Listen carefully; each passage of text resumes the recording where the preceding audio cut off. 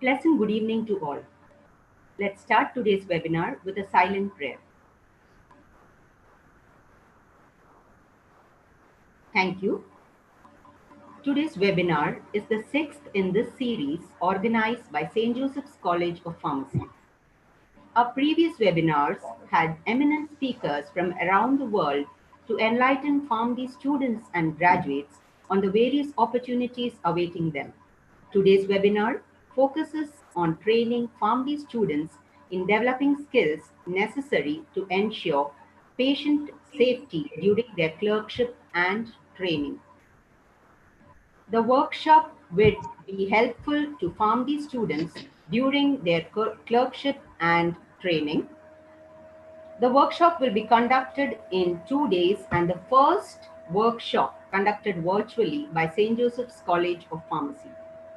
Today's module will include drug therapy and calculation skills for clinical pharmacists, and tomorrow's module will include dosage adjustments in renal and hepatic function impairment and pediatric dose calculations.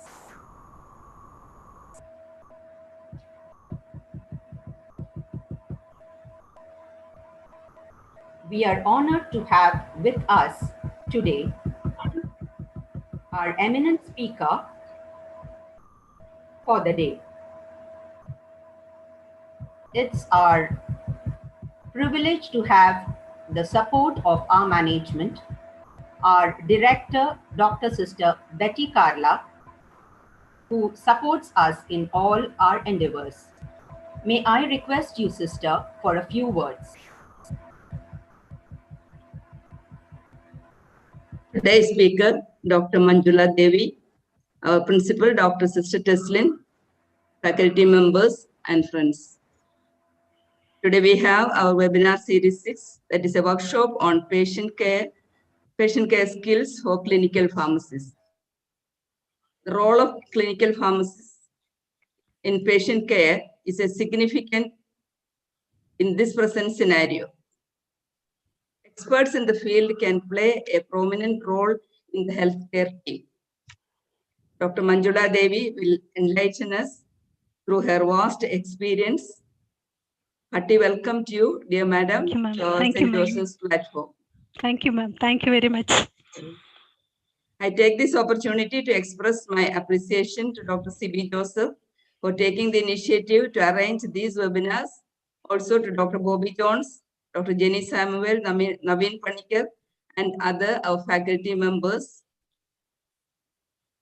Invoking the blessings from above, and with your presence, with your permission, let us start the webinar.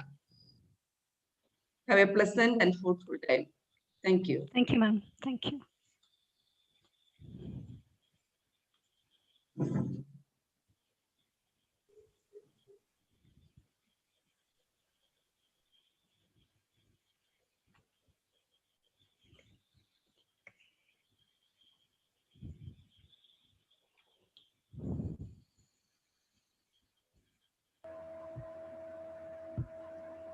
Thank you, sister. Next, I would like to invite our principal, Dr. Sister Devi, PA, for a few words. Good evening, friends. We are happy that Dr. Manjula Devi is with us to share her deep knowledge in clinical pharmacy and patient care. Thank you, madam, for sparing your time with us. And thank you, I'm ma'am. sure that your talk will enlighten the student community, especially PharmD students around the world in their study as well as in practice. I wish all success for this session, and may God bless each one of us. Thank you, and all the best. Thank you, ma'am.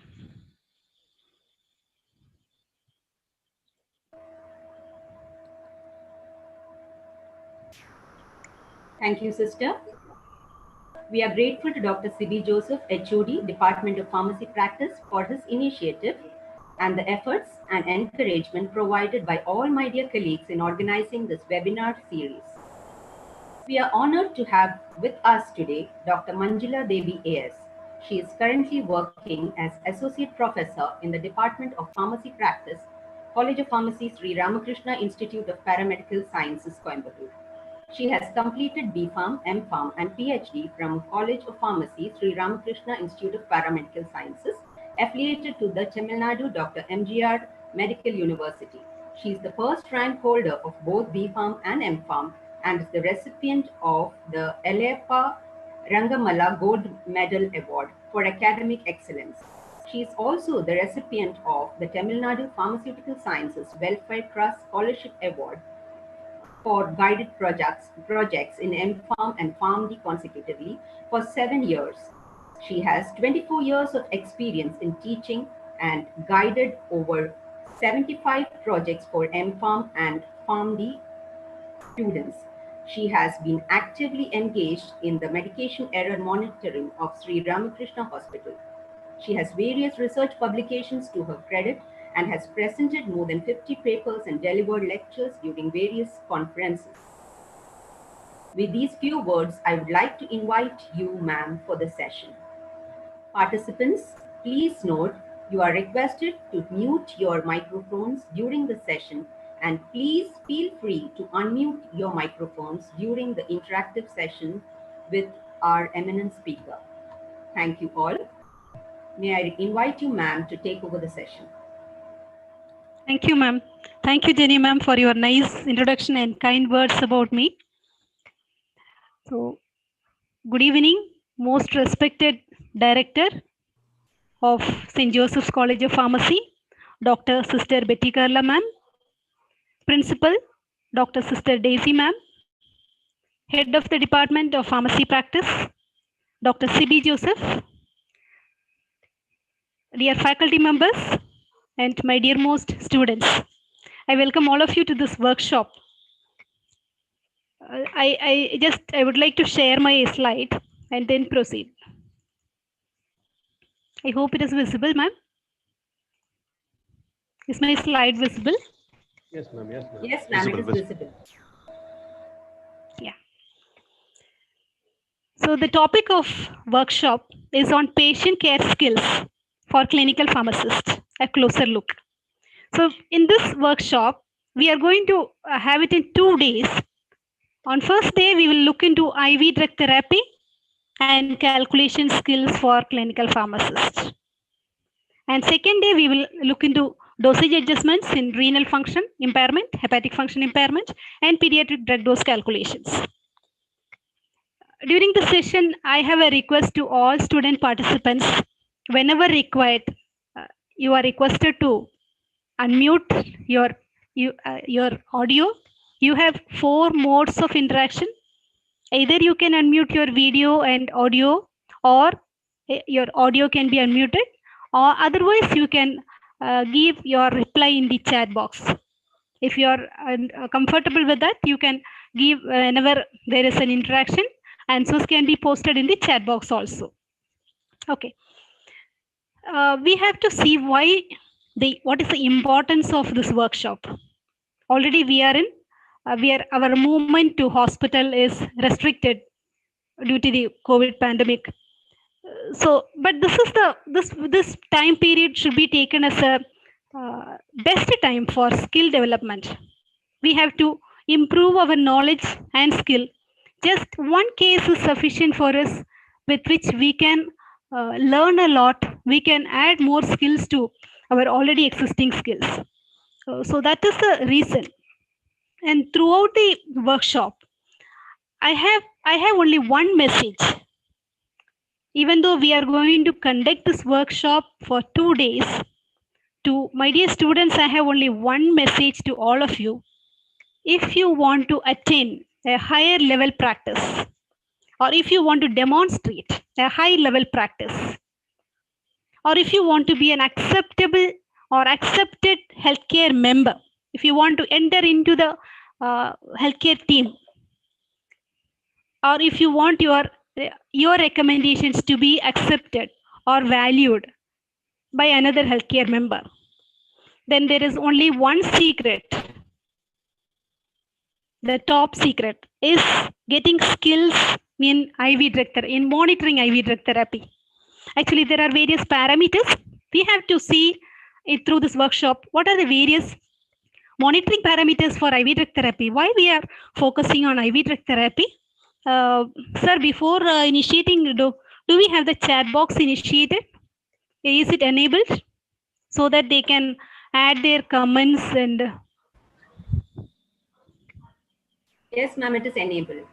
Enabled. Okay. Okay, ma'am. But I think it is not visible here. The chat box is.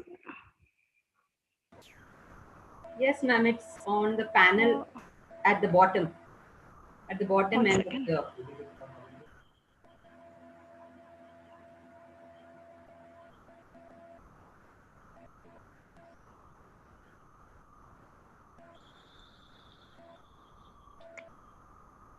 The icon is just next to the participant icon, madam. Okay, ma'am, I'll see. Yeah, I got it.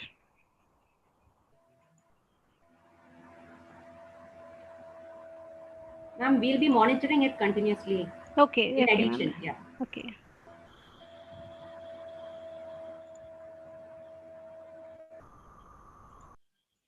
Okay, ma'am. So I may need your help when they are posting their answers. We will be having some simple questions. Students, what is my idea throughout this session is we will discuss about few situations where how we should act. Okay. So before initiating that, I thought I will tell you what is happening actually in abroad and why we are giving so much of importance for IV drug therapy. What you see here is the software which is used for centralized IV admixture programs in hospitals abroad, where it is well advanced. The software is helping to control the entire process of preparation as well as administration of IV drugs. So it is the one-step solution for them. In well-developed countries, they have got one-step solution in the form of IV room workflow softwares and automated compounding devices. All these will help to minimize the medication, any deviations which is happening from the standard or expected practice. But in India, we cannot have, even actually in India there are many developed or super specialty hospitals. Nowadays we can see number of world-class super specialty hospitals with all technologies. But still, I think the role of clinical pharmacist is still to be recognized. It is already our clinical pharmacists are doing a very good job, but still, I think more we have to look more into IV drug therapy also. What I feel is we are more into these. I will just come back to these slides.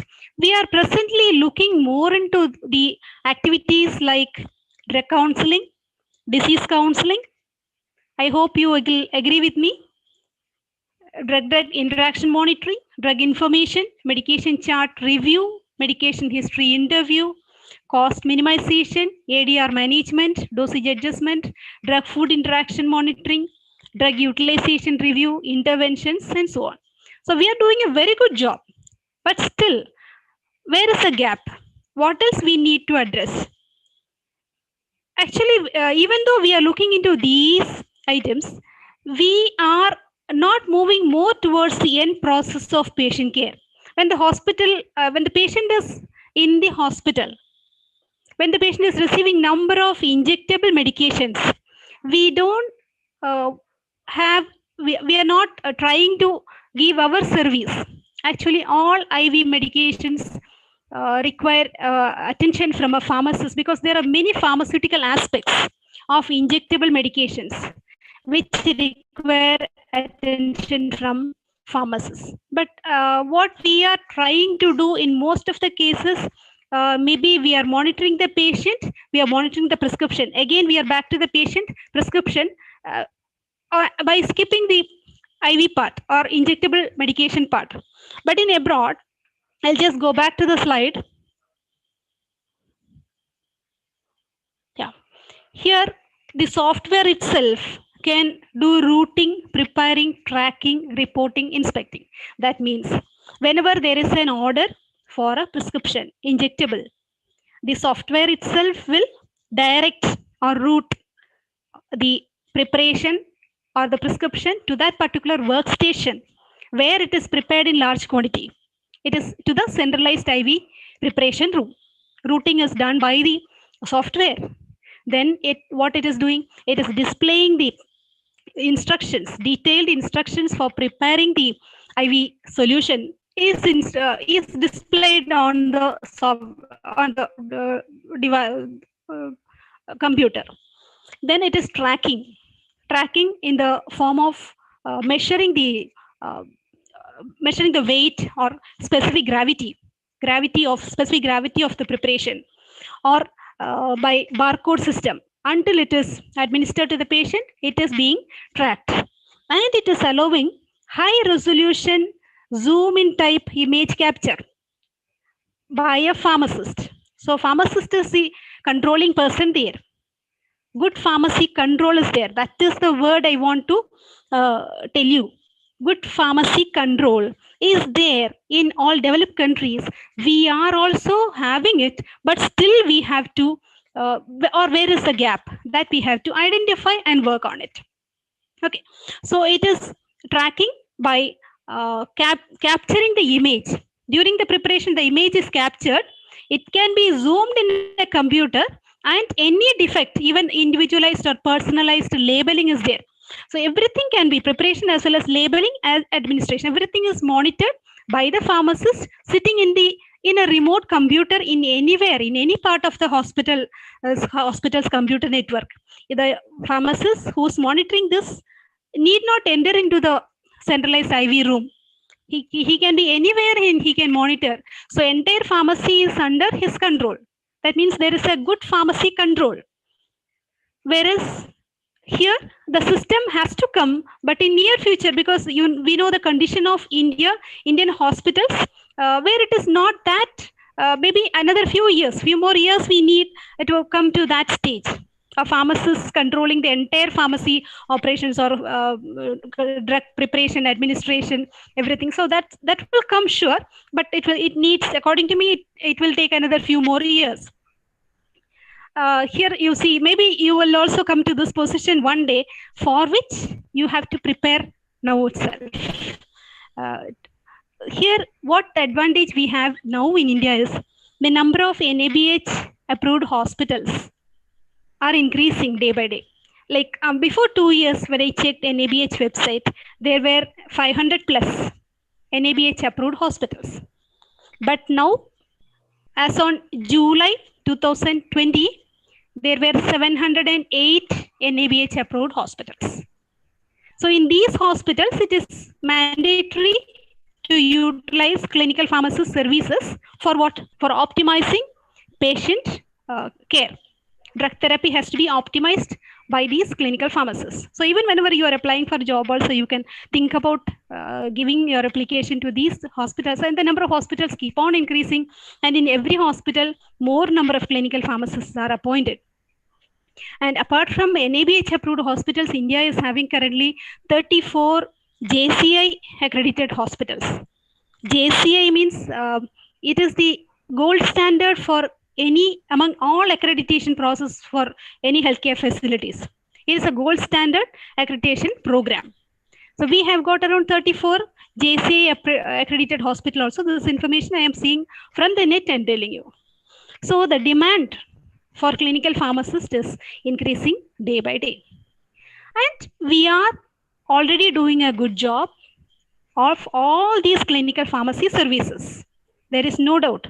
But only area we have to still, that is the gap I personally felt from my experience, that this area needs more attention for optimizing drug therapy in patients. See, this is the 7-star or 9-star pharmacist concept, which is introduced by WHO.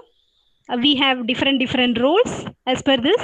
We are lifelong learners, managers, entrepreneurs, researcher, educator, communicator, leader, decision maker, caregiver. Why I am showing this picture here is we have to think whether we are able to serve as a very good manager in various situations. There is a drug related issue, or are we able to manage a team? Are we able to effectively educate another healthcare member or another student?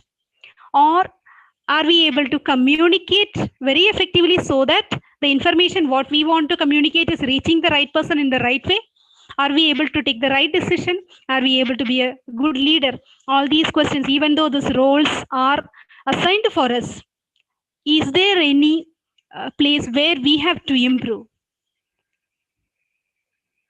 If these are all the skills, if we want to become our ultimate aim for a clinical pharmacist, ultimate aim is he should also be into the member of, into the group of, into the medical team. He should be a valuable member in the medical team. And a clinical pharmacist practicing independently is different. Whereas if he is into the team, the value is different. So maybe we are seeing both the types of clinical pharmacists who's practicing independently. That is instead who's one who's in a, or one who's well accepted in the team is only preferred. So what skills are necessary if you want to be accepted? First of all, we have communication skills, critical thinking, problem solving skills, decision making skills, management skills, teaching skills, and calculation skills. Among all these skills are very important, but these skills work better if you are strong in calculation skills. You can communicate to any healthcare member very effectively with confidence. You can identify problems. That is the point. You will have to identify problems quickly and you have to prevent. So if your aim is to safeguard the patient, from any hazard caused by the drug, if you want to prevent that, then you should be the first person to identify that problem. And if you want to identify that problem, you should be having some knowledge in calculation skills. Without that, we can't identify, we can't critically think. We cannot critically think, and we cannot identify problems. We cannot solve problems. Then we cannot communicate effectively. We cannot teach another healthcare member effectively. So if we are strong in the last skill, we will do well in all other skills. But unfortunately, what happens? The next slide is my favorite slide. This is my experience also.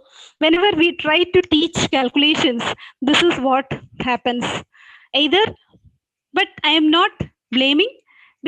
See, if a student is running away from calculations, nothing to blame. Appreciate him for that also, because he is narrowing down his choices. After completion, yes, I don't want this. I don't want to become this. I want to go to some other. He will be. It is helping him to. Even I will be able to advise him better what is his best choice. So nothing wrong if you don't like. There is no problem. There are many other options. Then we also see lack of interest, and there will be a awakening, last moment awakening, just before completing the course, maybe before 2 months completing the course. Last moment awakening will be there. No, I didn't do all this. I have to do. There won't be much time. Then immediately they are going abroad. There they have their family fun and job, part-time job or full-time job. Along with that, they have to study also to write their foreign examination. This is where they struggle. Once they settle abroad and they have to clear their foreign pharmacy examination, they all struggle with calculations which are applicable, which are required for patient care services. Even in academics, why it is not mandatory? Because see, we'll see the syllabus. It is carefully incorporated. All calculations which is required for patient care activities are carefully incorporated in the curriculum. But the problem is, we are supposed to practice based upon departments like general medicine, surgery, gynecology, all these department-wise evaluation or we are doing, but evaluation based on calculation skill may not be mandatory, is not mandatory. So since it is, I think it has to be there. So if that is also evaluate like patient counseling, all other activities we are evaluating, but this is going without being evaluated. So that is also another reason why it is not compulsorily taught everywhere. So we have to think more about it because our students will be strong only if we incorporate more calculations, because even if you take a one prescription, that will have number of possible calculations. So from one prescription, we can learn lot of calculations, lot of activities. Nothing to worry that now because of this pandemic also our restriction to hospital visits are restricted. Nothing to worry about that. If we get one prescription, we can do wonders. We can do a lot. We can improve our knowledge. We can improve our skills. Okay. So it is actually it is given in both in first PharmD curriculum and also in fourth PharmD we have biopharmaceutics, pharmacokinetics. Fifth PharmD, a wonderful nice subject where lot of calculations are given. But the thing is that it is not applied in most of the places. Students are not trying to apply it with the calculation part alone, but they are doing all other activities very nicely. Patient counseling, drug information, ADR monitoring, dosage adjustments, incompatibility, all activities are done. Maybe we have, this is a gap we have to address. So students, I would like you to answer this.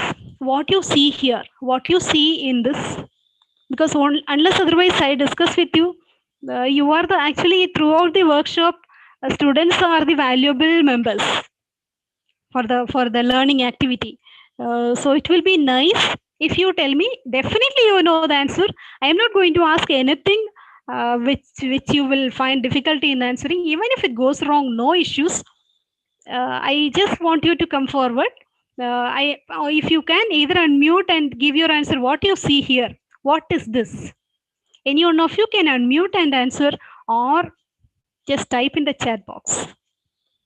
Madam, I think I need your help. Yes, ma'am, we are monitoring the chat box. Yeah. I think why I'm not able to see the chat box. Excuse me, ma'am. I'm just interrupting you.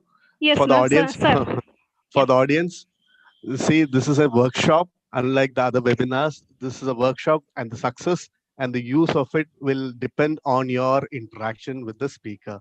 So please try to answer madam's questions. If you have any query, please put it in the chat box or unmute your mic and then share it with us. Right? That way, this learning process will be better. Please remember, this is a workshop. So we want maximum interaction from the participants, which will be beneficial for all of us. Okay. So please do. Yes. So, ma'am, we got the first answer. Okay, sir. But the first answers, we got 3 answers, and they are intravenous dropper, IV fluid, IV infusion, IV set. Okay, thank you, sir. I think they are ready now. They are motivated to answer and think about it. Now we are getting oriented towards intravenous medications. Appreciate all of you, those who have answered. What we see here is IV infusion set. So we see the drip chamber. We see the drip chamber. Here is the infusion bottle or infusion bag will be there, and we see the drip chamber. Below that, IV tubing will be there, and then the three-way connector or two-way connector will be there. Followed by that, cannula will be there. Cannula is catheter will be there. Catheter is inserted into the patient's hand. So this is the drip chamber, what we are seeing. Okay, so next one more I will show you. Yeah, what you see here in the second picture. Sir, I think if you can help me in seeing the chat box. It is not enabled here on my window. It will be easy. Otherwise, for you, it will be difficult. Okay, ma'am. Okay, ma'am. I'll let you know the answers once it comes by.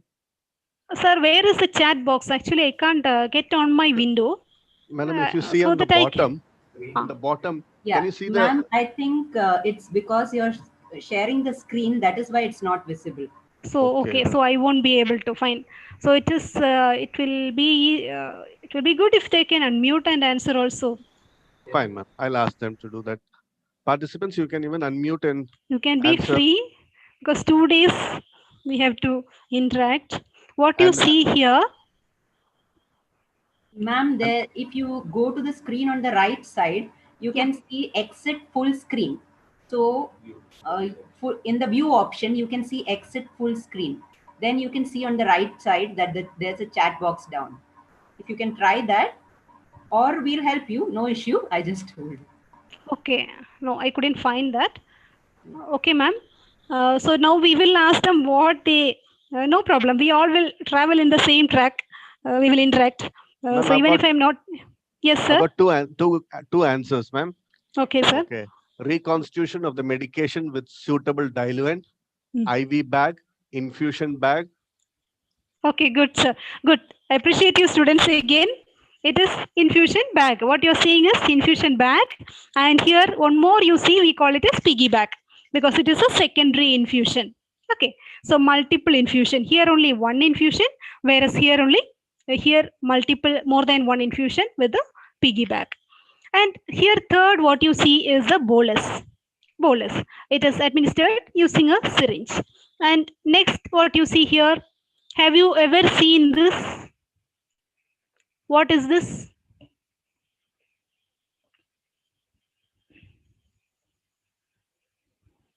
This is infusion pump. Infusion pump. Where we see this is in critical care setups. In ICUs, we can see this. So infusion pump. And next is syringe pump. It is syringe pump. Okay. And this is the Y site or BD connector, or we can call it as 3-way connector or 2-way connector, where you would have seen this. Multiple injections will be given at one point because see, patients are prescribed with a number of drugs, IV drugs. Everything cannot be given through different IV incisions cannot be made.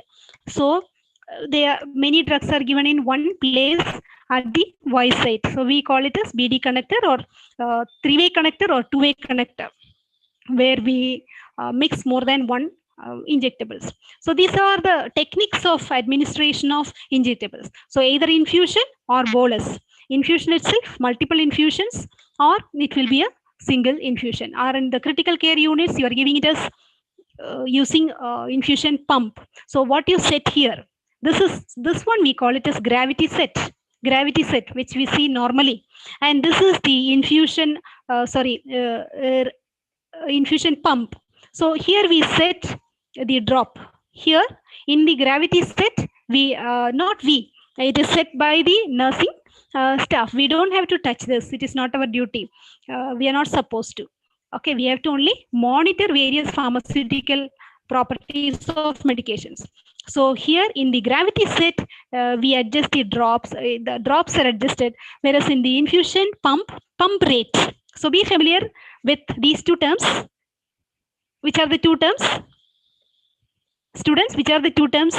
One is drip rate, and the second one is pump rate. Drip rate in gravity set and pump rate in infusion pump. So imagine now you are in the ward. Okay, you are here and you are looking at the IV infusion set in the drip chamber and the IV infusion bottle. You are looking at the full set. What should come to your mind? What should come to your mind? Now we are going to the hospital to ensure patient safety. Mind, what is there? I want to ensure patient safety, for which what I have to look into the IV medication. 3 things, 3 points should come into your mind. One is about the diluent, whether the diluent is correct one with choice, diluent choice, because interactions can happen if there is a deviation from the normal or recommended diluent. Second point is the dilution The concentration, very, very important. Concentration or the strength, mg per ml. Okay, so that is the second one. And third one is the rate of infusion, whether the rate is correct. So 3 points. One is the diluent, second dilution, third is rate of infusion. These three should come to our mind, especially some important drugs are administered. For every injectable drugs, actually, we are supposed to verify, especially if they are given as an infusion. For which I have given here the formula to find out. Very simple formula. Amount of drug present in each ml is equal to total amount of drug, total amount by volume. What is the amount divided by what is the volume? That is why I have given you, whether you all have received the training material which I have given. Have you tried? Yes or no? Please type yes or no. Did you try? Yes, ma'am. So some of them have said yes. No, very good. Thank you. So this is the simple formula. You just find out the strength. What is the importance we will see. If the strength is going wrong, or if the strength is, or if our solution, see if the solution is over diluted. Imagine the dilution is, some deviation is there, and it is over diluted solution. What will happen? Simply there is fluid overload for the patient, and the drug effectiveness will not be there.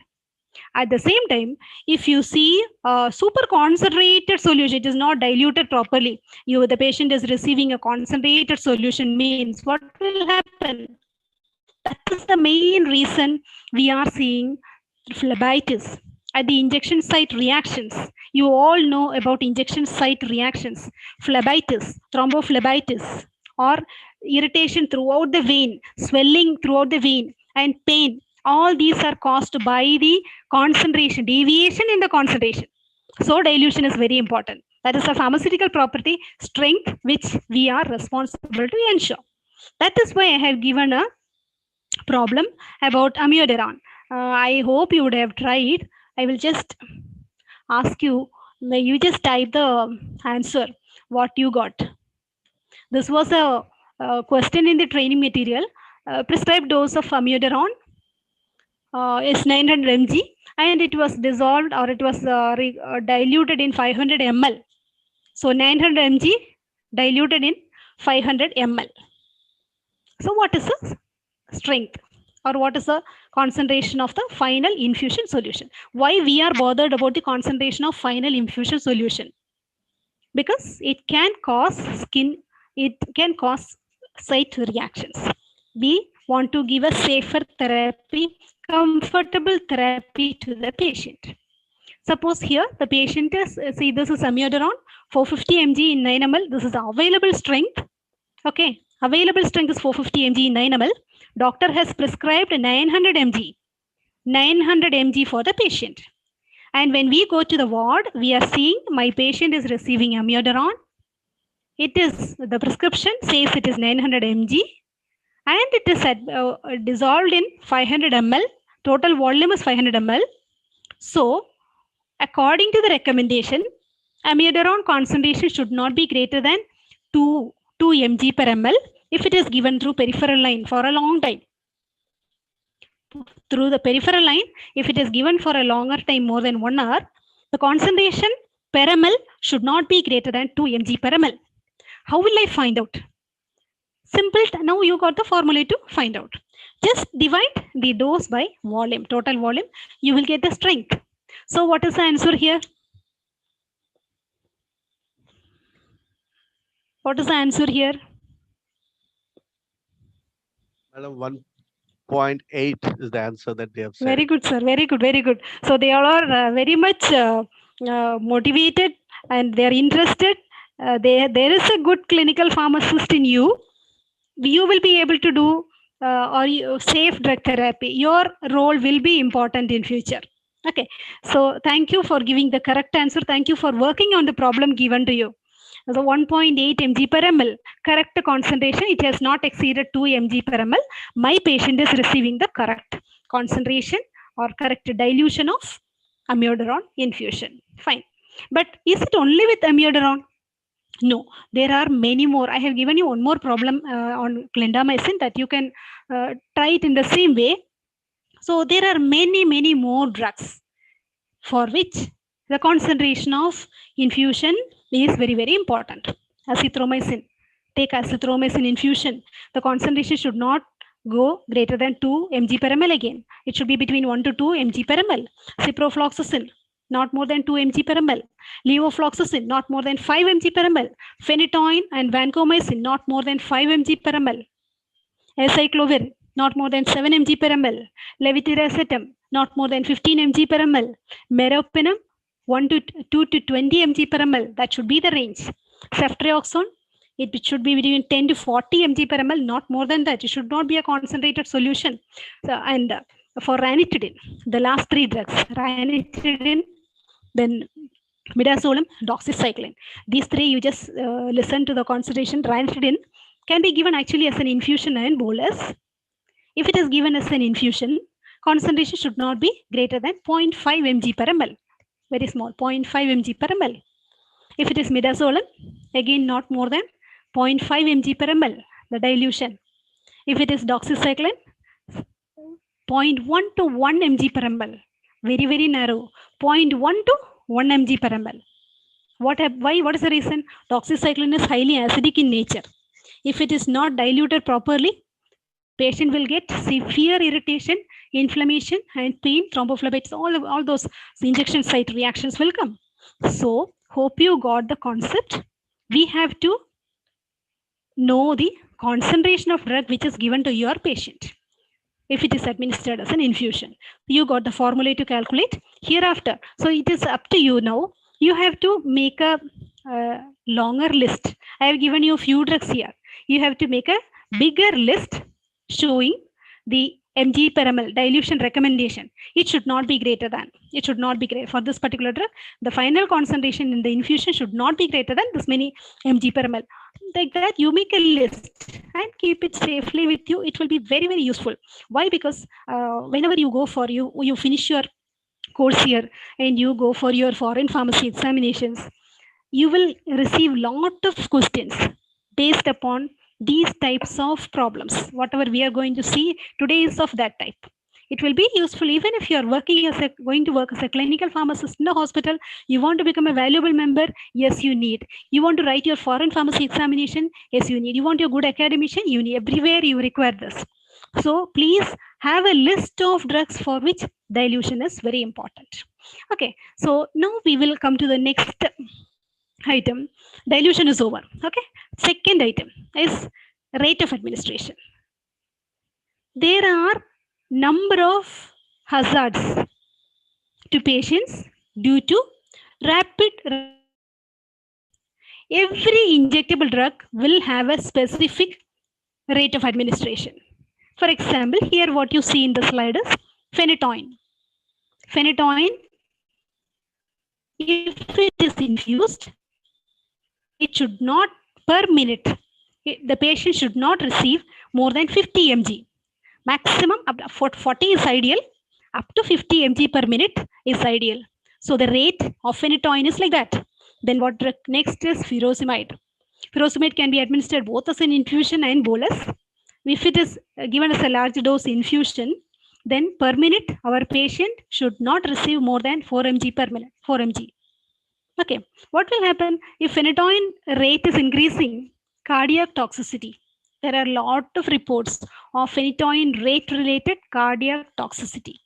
For furosemide, phenytoin rate related ototoxicity, deafness. Vancomycin, we see prescriptions of 500 mg or 1 gram. The rate should not be greater than 10 mg per minute. If it is exceeding 10 mg per minute, there are reports of Redman syndrome throughout the body or in the upper extremes. We can see red spots on the body, which is a clear evidence of rate-related adverse drug reaction. So make a list, another list of rate-related adverse drug reactions. So we should have more examples for rate-related adverse drug reactions. what we have seen in the previous slide is about furosemide, phenytoin, vancomycin. Here is a high-risk medication which can give cardiac arrhythmias or cardiac problem if the dilution is going wrong or rate is going wrong or total daily dose is going wrong. So whenever we come to IV potassium chloride is a high alert, high risk medication.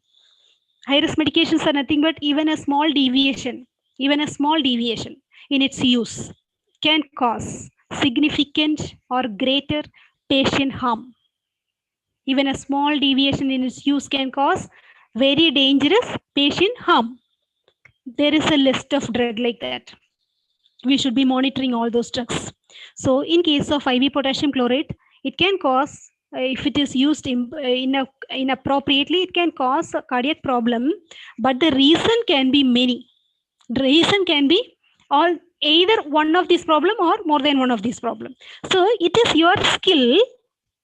It is your skill to identify, to perform root cause analysis. When you do ADR monitoring, it should not end there. The ADR monitoring, reporting in the writing in the form, your ADR reporting or ADR management by stopping the medication or reducing the dose of the medication. Like that, ADR management should not end over there. It should go to the next step of root cause analysis. So in case of a problem, ADR caused by a high-risk medication, reasons are many. So in your mind, those reasons should come. You should think, yes, for this drug, these are all the problems which are possible. Either I should prevent it, always better to prevent it. So for that, you should be a very active role. You should be having a very active role. Or if you are doing root cause analysis, where and what and all to analyze, that you should know. So in case of potassium chloride, again, this is not fixed for potassium chloride. Depending on the disease condition, there will be variation that the standard references will give you. So it may not cross the dilution. It should be diluted. How it is available? It is available in a small volume. In the next slide, I will show you how IV potassium chloride is available. It should be, before administration, it should be diluted. If it is administered without dilution, sure, it will cause cardiac problem. So that is very important. It should be diluted. If it is diluted like 40 MEQ per liter. Okay, maximum it can go up to 80 MEQ per liter. And the rate. So per hour rate is important. Total daily dose is important. Per hour rate, 10 to 40 milliequivalents per hour. And total daily dose, 200 to 400 milliequivalents per day. So all these should be critically, you have to watch. And there is a risk of layering. There is a risk of layering. What is the risk of layering? Because potassium chloride in the infusion bag, if it is not mixed properly, you don't have to do all that. You just monitor. Okay. If it is not mixed properly before administration, the potassium chloride will come down in the infusion bag. Okay, and the patient will initially receive it because it will all come down to the inlet port. So as it is opened, the patient will receive it like a bolus, as if it is not diluted. And towards the end, drug will not be there. So mixing is very important. Otherwise, risk of layering is there. Then there is a possibility for cognitive errors. Why? Because cognitive errors is because of some confusion. Instead of potassium chloride, something else they will very often, it can be used. I'm not saying that all these errors are happening always. There is a possibility. So we have to be very careful. See, cognitive error can happen because potassium chloride is also available in ampule form. And for many patients, whenever potassium chloride is given, furosemide, they may have to give furosemide, or whenever furosemide is given, potassium chloride. So these two are given in some patients simultaneously. Requirement will come because of the altered potassium levels. To manage it, they may have to. So there will be a confusion because both will look similar. Furosemide ampule and potassium chloride ampule will look very similar. So we may get they may get confused. So you have to be very careful whether there is any cognitive error because of the look-alike medications. And we should know how it is available. It is available as 30 ml, 20 ml, 10 ml, 5 ml. Different capacities are there. So we should know which volume is used in our ward, in the ward where we are working, so that all errors can be prevented easily. That is why we have to be aware of it. And this is also available. It is diluted, 30 MEQ in 1000 ml infusion bag, pre-diluted. That is also available. You should know the availability, so that you can act whenever there is a problem. You will be able to find out the root cause for it. And this is another high risk medication. If you want to know in detail about high risk medication, just go to ISMP website, ISMP, Institute of Safe Medication Practices. Institute of Safe Medication Practices. You just give it in Google and a list of high risk medications, you will get the list. I'm showing it in the next slide also. So here, this is another high risk medication, propofol, which is used for inducing anesthesia. But the problem here is there is no specific or very effective reversal agent antagonist if there is a problem happening, because it can cause hypotension. If used inappropriately, this can cause hypotension. And also it is formulated using soybean oil, egg lecithin, fatty substances, lipophilic substances. So since it is lipid in nature, there is a chance for bacterial growth in the tubing if there is a long time administration, which is rare. So you have to be very watchful. The tubing has to be changed very soon. If it should not be used, same tubing should not be used for a long time, because it is having lipid substances in the formulation. So that is your pharmaceutical knowledge. While manufacturing the formulation, lipid is used, like soybean oil and egg lecithins are used. So it can cause bacterial growth. And there is a more important problem is there is no proper reversal agent, like naloxone for opioids, or protamine sulfate for heparin, or flumazenil for benzodiazepines. Like that, this is not having a very specific reversal agent. But there are few studies reporting that aminophylline or physostigmine can be used, but there are no strong evidence for all these. So that is a problem. But it is a very good drug, because as soon as it is administered, patient, this is used for actually inducing anesthesia before surgery. So as soon as the drug is administered, patient will sleep off. So fast onset of action, pharmacokinetics, and its half-life is only 20 minutes. So as soon as the drug is stopped, patient's awakening will be there. Patient will awaken, because it will get eliminated fast from the body. This is the advantage. But the problem is the drug has to be used by an expert only. Drug has to be used by an expert only. And these are all the problems you should be aware of. Like that, for each and every high-risk medications, there are problems. There are problems that we should know what can come, what can arise, so that we can prevent. So if you prevent the problems, then you are you will be well appreciated by the other healthcare members. Okay. So this is the list of high-risk medications, which you will get in Google if you type ISMP list of high-risk medication. Whenever our clerkship student comes for the and when they are appointed in the ICUs, I will give them this. They used to study this. They'll write test. They'll become thorough with this. Only then they will. This is a preliminary stage. First training we will give them. They will discuss about each and every high-risk medication. Then only they are sent to ICUs.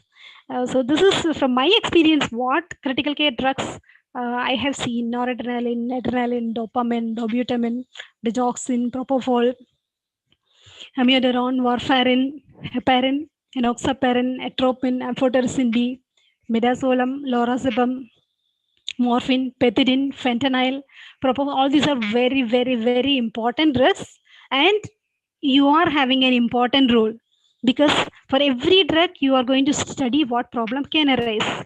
What problem can arise? One problem, for example, potassium chloride. You remember potassium chloride? It can cause cardiac arrhythmias, but the reasons can be multiple. Multiple reasons are possible.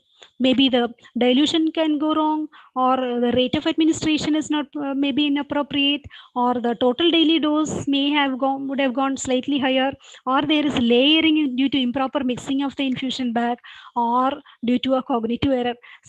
So we have to know what are all the possible causes and how the drug acts. You need a lot of time to update. Just with one drug, if you sit, even when with 1 week we can't complete studying about the full drug. So here is the standard rate of infusion. This is what is important. So the second item, the first item was dilution. We have seen the formula, we have calculated, we got the answer, and we are now ready to assure safety. Now coming to rate of infusion. See, these are the standard rate of infusion. Like this, for every injectable, there is a standard rate of infusion. You should have your own list. You should refer and make your own list ready always, so that you can give your service faster. So for calcium gluconate, it should not exceed 200 mg per minute. It should not exceed 200 mg per minute. Okay. For fluconazole, it should not exceed 200 mg per hour. Vancomycin, not more than 10 mg per minute. For dexamethasone, 0.0 to 0.03, 0.3 mg per kg per day. Dobutamine, 2 to 440 mcg per kg per minute. Adrenaline, so these last three are not fixed. Depending on the disease condition, the rate required will vary. But we should know for that condition what should be the rate. There are, I think, few more drugs. Furosemide, high dose infusion, not more than 4 mg per minute. Lorazepam, not more than 2 mg per minute. Phenytoin, maximum 50 mg per minute. Then phenytoin for pediatrics is there. Sodium valproate, vitamin K. So like this, infusion rate is there. Okay. So I will tell you one situation which I faced. With this, it will be very clear for you. Where I was hospitalized and I was receiving infusion calcium gluconate, the previous one in the slide, it is there. Okay, calcium gluconate infusion. Initially, I was observing the drip rate was slowly coming. Then after a gap of some maybe half an hour or 45 minutes, I wanted to remove the infusion from the IV line from my hand. Then after some time, I wanted to reconnect it. So second time, it is reconnected. I could see the drip coming down, falling in the drip chamber. Now you know what is drip chamber, no? I could see that. But what difference I observed was, initially the drops were falling very slow. Second connection, the same drug, same infusion, drops coming very fast, very fast. Then I thought, is there not any standard recommendation? Is there any standard rate, or any rate is okay? That time I knew that I should not receive some amount. Then I browsed and found out calcium gluconate not more than 200 mg per minute. How do I assure that second time it is going very fast? Is it whether I am receiving overdose? I want a clinical pharmacist to come and verify how many mg per minute I am receiving. How many mg per minute I am receiving. Imagine if it is another high risk medication. Very badly, some clinical pharmacist I want there to come and verify and confirm with me. As a patient, I don't need, but as a preceptor, that was going on in my mind. I want to find out. But again, another thought came to my mind. Did I train all my students to calculate how many mg I am receiving per minute? No. Maybe I would have taught them how to calculate rate of infusion. See the difference? It is the rate of infusion, fixing the rate is the duty of the nursing staff who is fixing the IV set. They will adjust the number of drops per minute according to the requirement. So that is a rate fixing. Okay. What is our duty? We are going for ward rounds in another time. We are not when it is fixed. We don't have to be there also. We are going in another time. We are taking ward rounds. So when we are going for ward rounds, we are seeing my patient is receiving an infusion. So drops are falling. How many drops are falling into the drip chamber? From that, can I find out the mg per minute? Because now I know there are for many drugs for which dosing rate is very important. From the infusion rate, can I find out the dosing rate? Okay, if it is calcium gluconate infusion, I am going for ward rounds. I'm seeing my patient receiving calcium gluconate infusion. I don't want my patient to receive more than 200 mg per minute. How will I check? What is the method? So that made me, whether I trained all my students, that made me to work on it. Then that is outcome. So this workshop is the outcome of all those kinds of thought. Then I had to prepare a standard list of a rate of infusion of various drugs. So this is the standard list here. One more list I have shown you. So once again, making you clear, fixing the rate, that is in ml per minute. ml per minute is the duty of nursing staff, that they will take care. You don't have to interfere in that. Your duty is, so ml per hour is already fixed. Drops per minute is already fixed. Your duty is finding out the dosing rate. Dosing rate, that is mg per minute or mcg per minute or mg per kg per minute or mcg per kg per minute or mcg per kg per hour or mg per kg per hour. So that we have to fix. This standard, if you know, you can do the next step.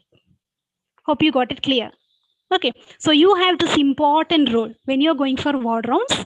You have to confirm dosing rate is correct, because many times it can go fast, it can go slow. If it is a high risk medication, then see it is per kg. For high risk medication, the dosing rate is in terms of mg per kg per minute or mcg per kg per minute. There, if it is going high, it is risky for the patient. So it is in the reverse order. We have to work in the reverse order. Even medication history interview, we are doing in the reverse order.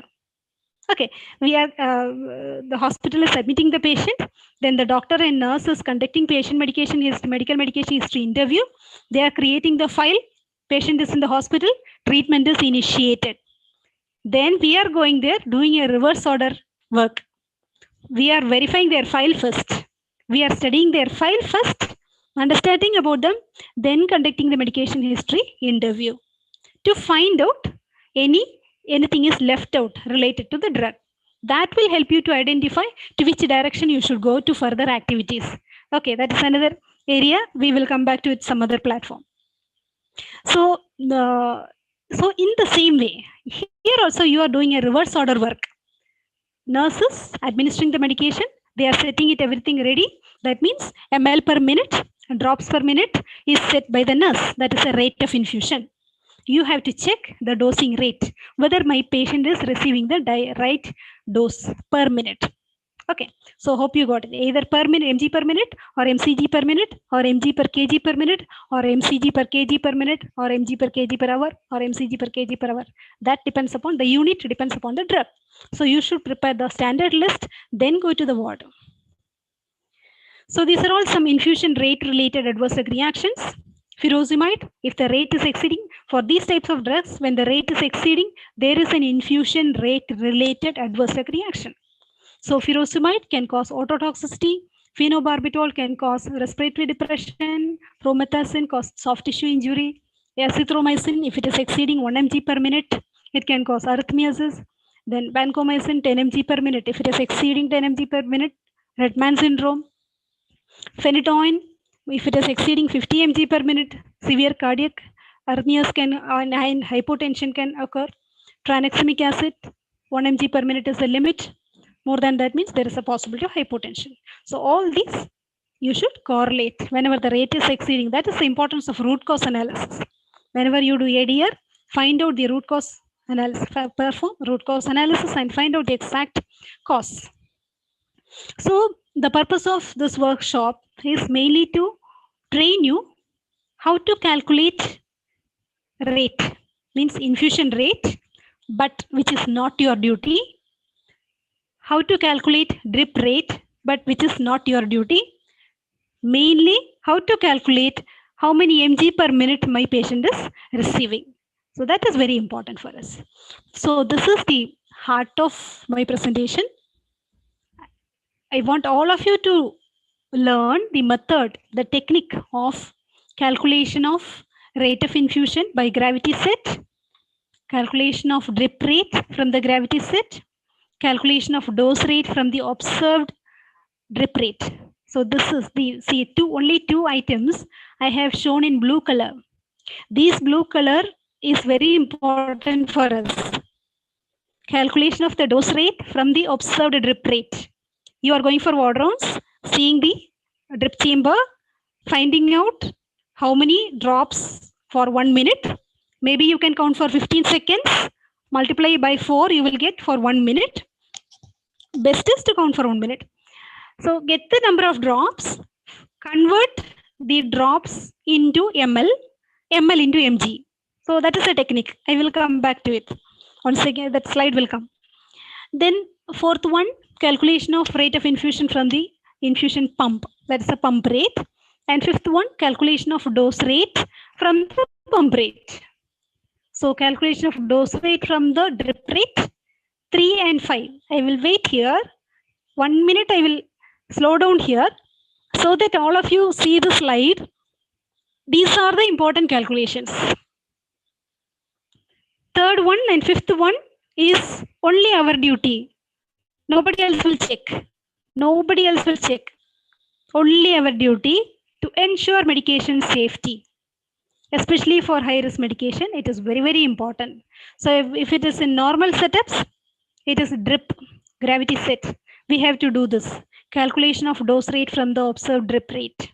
And fifth one is calculation of dose rate from the pump rate. This is in the ICU, mostly you will see. For doing these two, the other three are also necessary. Calculation of rate of infusion from the gravity set, which normally nurses will have to know this, and calculation of drip rate. So from the rate of infusion is what? ml per minute. Rate of infusion is also already expressed in ml per minute. So drip rate is what? Number of drops per minute. Number of drops per minute. Okay. Here what I mean by dose rate, it is mg per minute or mcg per minute or mg per kg per minute or mcg per kg per minute received by my patient. Then here it is rate of infusion from the pump rate. That will be digitally, it will be adjusted there in the pump itself. You can see as you visit the ICU, you will see this many ml per hour. It will display, the screen will display this many ml per hour. Then the last one, calculation of dose rate from the pump rate. Here especially it is mg per kg per minute or mcg per kg per minute because it is a high risk medication. Hope you are very clear now. So what is the formula for rate of infusion? Very simple. This is the work of a nurse, which we don't have to do, but we have to know this, only then we can go to the next step. So rate of infusion is volume by time. Volume by time. Whatever is the total volume, this is how they immediately, they don't have to, because routinely when they are doing, no, they will know this many ml it will be, or this many drops it will be. So rate of infusion, it is in ml per minute, nothing but volume by time. If they are having 100 ml in hand, which has to be fixed, divided by, they want to administer by 60 minutes. So 100 by 60, they will get the, we will get the volume per minute. Then they have to adjust as drops, no? So what is the drip rate? For them, the problem is drip rate, adjusting the drip rate. Again, when they do routinely, they will know. Why I'm telling you all this? We don't have to do all this, but we have to know this, only then we have to go to the third step, which is very important for us. So drip rate, ml per minute, already first step over. That ml has to be converted into drops. So just volume by time into drop factor. Can you see my slide? I hope you can see. Volume by time into drop factor. So from where will I get? Here GTT per minute means drops per minute. GTT is a Latin term. GTT is a Latin term meaning drops.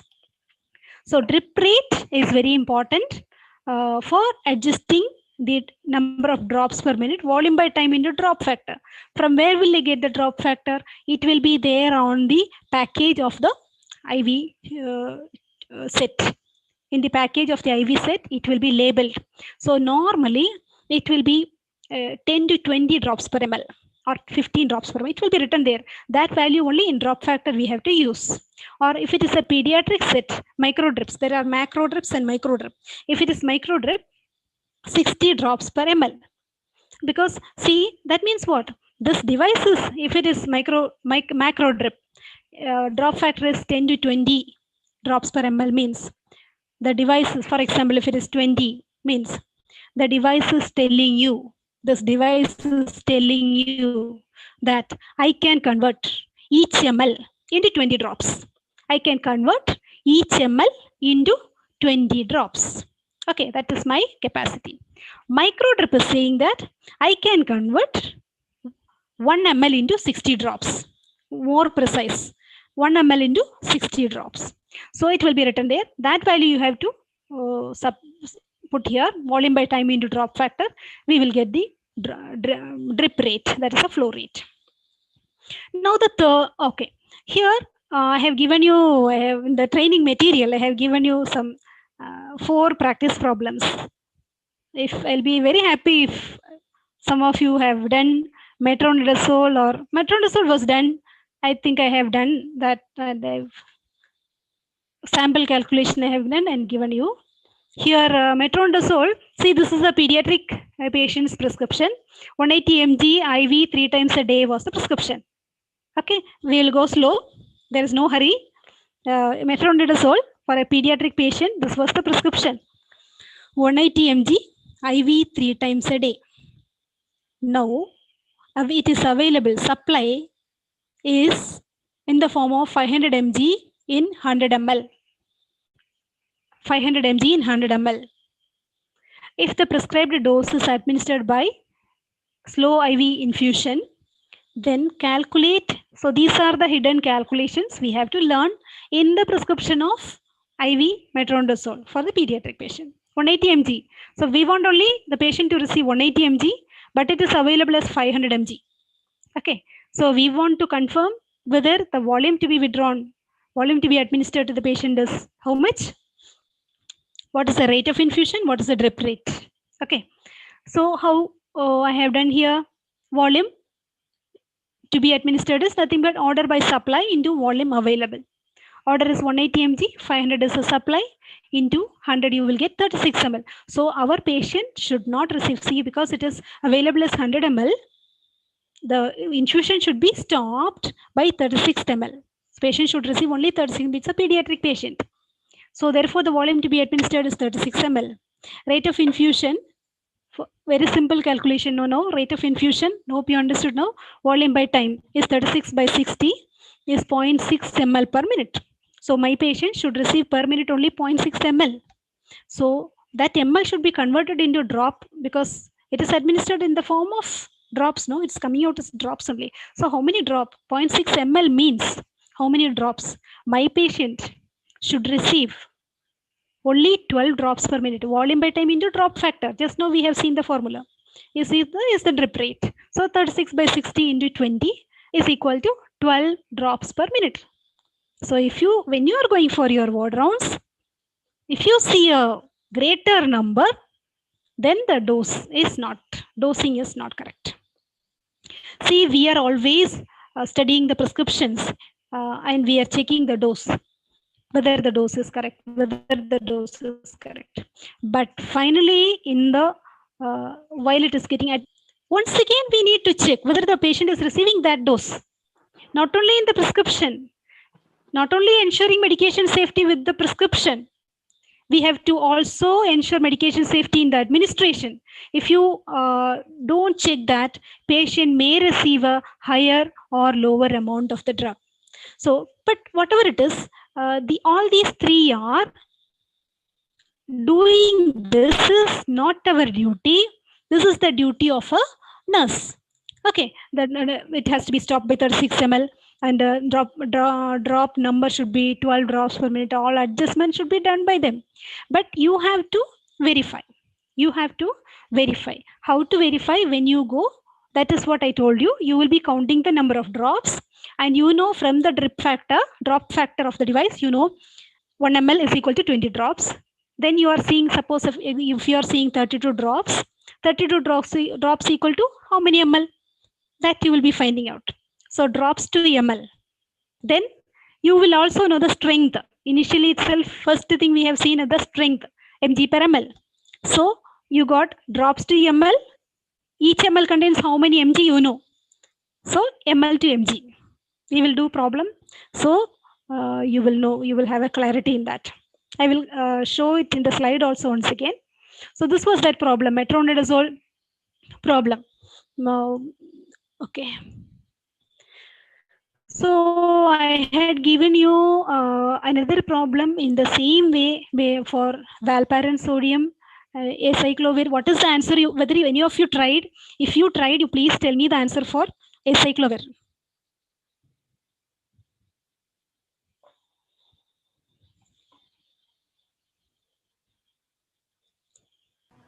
Yeah, always you just minimize the open the soft copy, the training material which was given to you, minimize and keep, so that whenever a question is coming like this, you can give your answer, because a model calculation was done and same another 3 more calculation was given. Ma'am, they have said 1.8 ml. Oh, very good, very good. Okay, it is correct, 1.8 ml. So this was the question. Injection acyclovir 90 mg IV 3 times a day. IV every 6 hours, not every 6 hours. Injection acyclovir available as 500 mg in 10 ml. The standard recommendation is to infuse over 1 hour at a dose not exceeding 15 mg per kg. I'll go a little more slower. The standard recommendation is to infuse over 1 hour at a dose not exceeding 15 mg per kg. So my child should not receive more than 15 mg per kg. Let me confirm that. So I have 2 questions here. What is the volume of drug to be withdrawn? And what is the dose in mg per kg infused? So what is the answer you got for the second one? First one correct, 1.8 ml is correct. Second answer is, what is the dose in mg per kg infused in an hour for the child? What is the weight of the child given? 8.8 kg. So you should be getting 10.22 mg per kg. 10.22 mg per kg.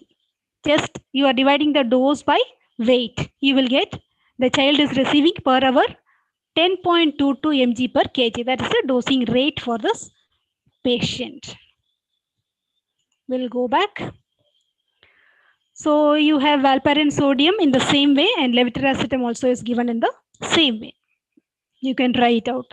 If you want me to project the answers or how I have done, at the end you can ask me. I will come back to the slide and project it. Hope it is clear for you now. Okay, so okay. This is the important, very most important slide for us. We are going for ward rounds. We are not there in the ward from the beginning. When the drug is administered, from that time we are not there. Not necessary also. We are taking our rounds as per another schedule. So when we go there, we are seeing the drops falling in the drip chamber. Count the number of drops. Count the number of drops for a minute, or at least for 15 seconds. Multiply into 4, you will get per minute. Okay. Then you, from the drop factor, you know 1 ml is equal to this many drops. Then if I found these many drops per minute, convert it into ml. The drop I found is equal to this many ml. And already you, first step itself, you should find out the strength. Dose by volume. Dose by total volume. So strength into this many ml will give you mg. Drops ml mg. This is the technique. If you can't understand this, I think it will not be useful. This workshop will not be useful. You are going for ward rounds. You are seeing the medication being administered. You are counting the drops for 15 seconds at least. Counting for 1 minute is always better. So that drops you are converting into ml by using the drop factor value. Then you are converting into mg because you know the strength. You know the strength. Okay, so this is the technique. We have to ensure the dosing rate, whether it is correct or not. Now coming to pump rate. Okay, pump rate. Pump rate, whenever you are in the critical care setup, you will see the ml per hour is already adjusted. We don't have to calculate. It will display in the box, it will display. So from that you will know the ml per hour. There is no other calculation for them to calculate the ml per hour. It is given by the doctor itself. From this is very, very important for us. Actually, for ml per hour, for pump rate, the formula is ordered amount into patient's weight into 60. 60 means 60 minutes. 60 divided by drug concentration in mg per ml. This formula is very, very, very important. More important is the next one, because I am just going to make it like this. I want this. Our duty is to find out the amount. Ordered amount is equal to the received amount. I am considering this is the received amount by the patient. So received amount will be equal to, all these things will come here, just a cross multiplication, simple cross multiplication. That reverse order is our, that is what we want. Just like our patient medication history interview, just like converting the or finding the drip dosing rate in the gravity set, finding out the dosing rate, how we have done. It is in the reverse order. They are fixing it in the administration set, and we are doing the calculation, the reversing of reverse order.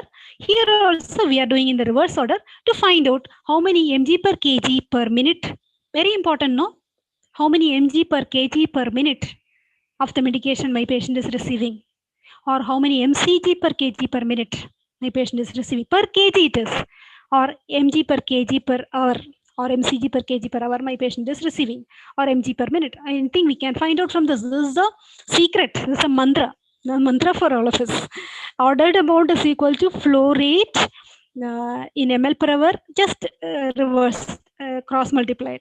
So I am bringing this, and this is what we want to find out. Based on this, I have given you a few problems. I have done one problem also. So we will come to that. Look at the slide. These are all the it's not limited to this. These are all few of the high risk medications or critical care medications where which you will see very often, where you can apply this. When you go for ward rounds, you will see what the pump set, the infusion is already going to the patient. You just note down the ml per hour. Ml per hour will be displayed. That information and the strength, these two information alone we want. Strength we only have to calculate. So with these two information, and if patient weight will be there, patient weight will be available. So using all this information, we can find out. It is very important, no? Critical care medicine, how many mg per kg per minute, or how many mcg per kg per minute, or how mg per kg per hour my patient is receiving. This you should be able to, because of sometimes some drugs may go be administered little faster, but in case of high risk medication, it is very, very dangerous. Even in case of neonates and pediatric patients, it is very, very dangerous. So we should know the top secret. So I will just show you the one sample calculation which I have done and given you. The physician has ordered injection dobutamine. Dobutamine is a high risk medication.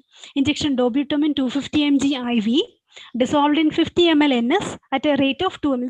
This much was there in the prescription. Okay, this much is there in the prescription. Physician has ordered injection dobutamine 250 mg IV dissolved in 50 ml normal saline at a rate of 2 ml per hour.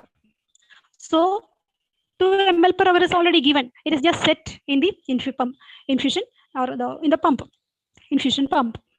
Now my duty, what I want, being my pharmacist mind is applied here. Calculate the mcg per kg per minute of the infusion received by my patient. This was the question. Calculate this nobody else will calculate, because it is not necessary. Already other type of patient care activities are going on. This is our duty, which should not be missed hereafter. Calculate mcg per kg per minute of the infusion of dobutamine received by my patient. So the rate equation is here. Rate, all values I am putting here. Rate is 2 ml per minute, 2 ml per hour. concentration 250 by 50 total volume, dose by total volume, it is 5 mg per ml.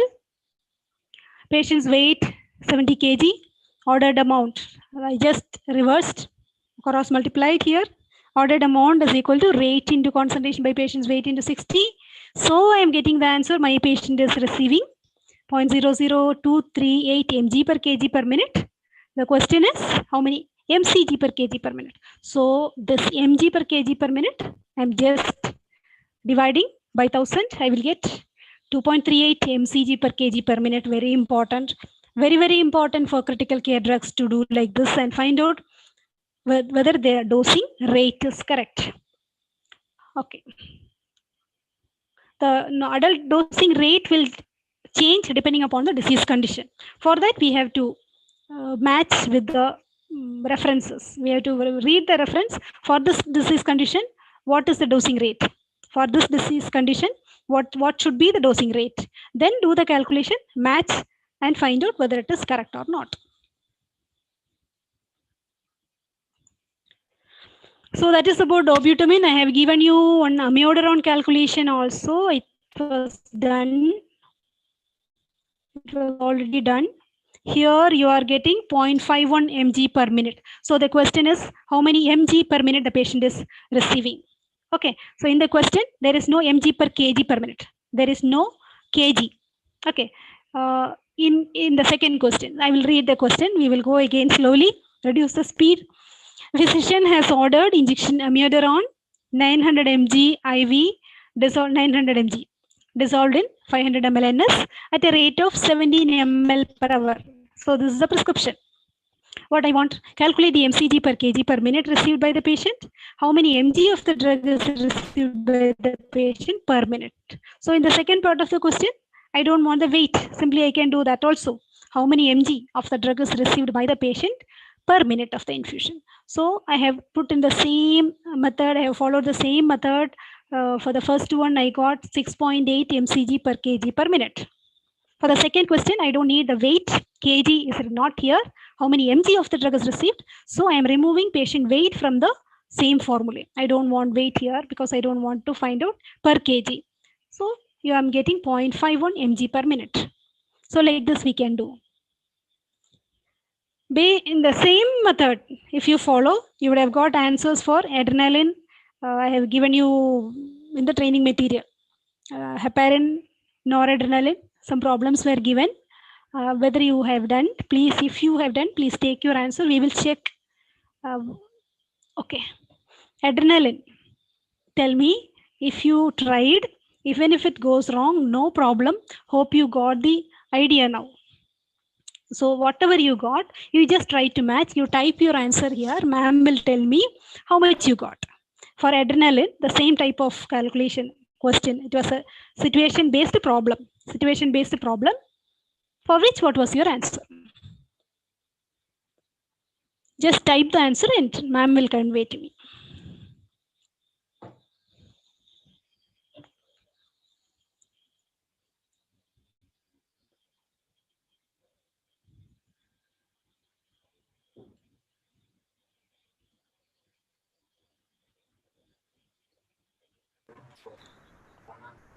Ma'am, one answer is 0.4545 mcg per kg per minute. Okay. Any other answer, ma'am? Another answer is 13.6. 13.6 adrenaline again. Sorry, one. Okay. Yeah, Ma'am, who was that? 13.6. Can you name the student, ma'am? Yeah, Akhila Murlidharan, Femi. Yeah. Tekin, Shilpa Sabu, many of them. Linsa. Yeah, we all need to appreciate them, ma'am. Sharon, too many. Thank you. Adarsh. Okay, okay. So many got the answer 13.6, right? Yeah, right. Okay, right answer. We all teachers appreciate you students for your interest, and this is the most important secret to ensure medication safety and to get into the medical team as an acceptable member. If you can do this, sure you will do any other problem given to you. So one more question was there on heparin. Ma'am, Ma'am, can you please ask them to type the answer?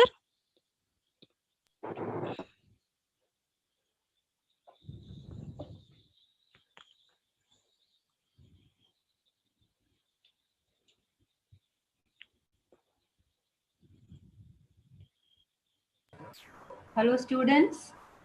Can you hear me? Madam has asked you to type the answers which you have found. For For heparin. heparin. 11th problem.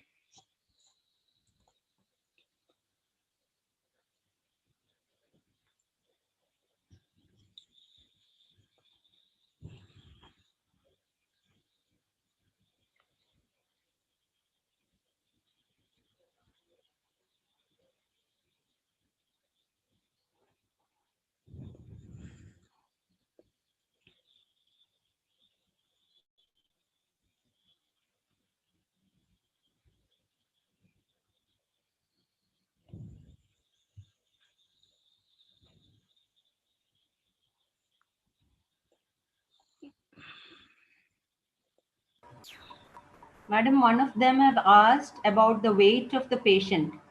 kg question mark. Then I will have to project the question once again. I will project the question to them.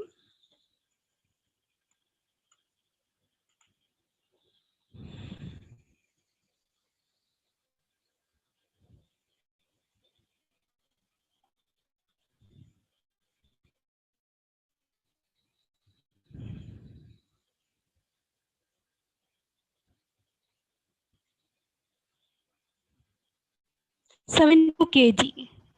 72. Students, did you hear, madam? 72 kg.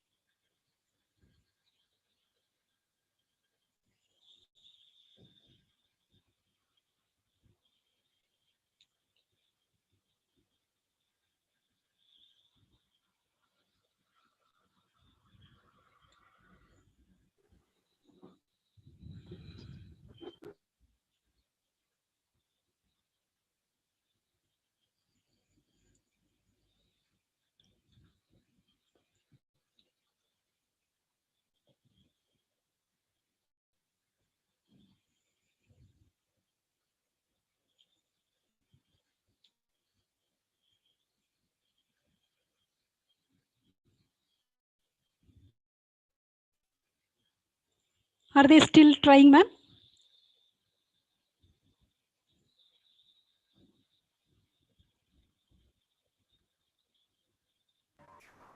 Ma'am, one answer has come, 22 IU. Okay. Adarsh, Pooja, Mm. Matthew, everybody, 22 IU. Answer is 13.8 IU per kg per hour. We can recheck it at the end of the presentation. Once again, we can go to the answer, go to the question and recheck, re-verify. Okay. And noradrenaline, you should be getting 0.98 mcg per kg per minute. Try it once again. It will not come fast. You have to apply. Maybe if it is given in mg, you will have to convert as mcg. Carefully, you have to do the calculation. Immediately, you may not get the answer.